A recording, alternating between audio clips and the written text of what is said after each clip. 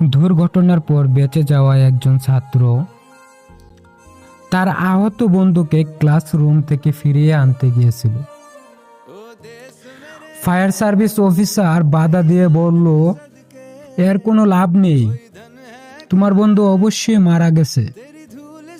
কিন্তু ছাত্রটি তখনও গিয়ে তার বন্ধুকে একা একা ফিরিয়ে আনলো মৃতদেহ দেখে। ফায়ার সার্ভিস অফিসার বলল, আমি তোমাকে বলছিলাম এর কোনো মূল্য নেই, সে মারা গেছে।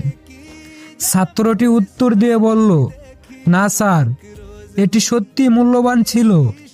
যখন আমি তার কাছে গেলাম তখন সে জীবিত ছিল। আমার বন্ধু আমাকে দেখে হাসলো এবং তার শেষ কথাটা আমাকে বলল, আমি জানতাম বন্ধু তুই আসবি। तेरी शान पे सदके कोई धन है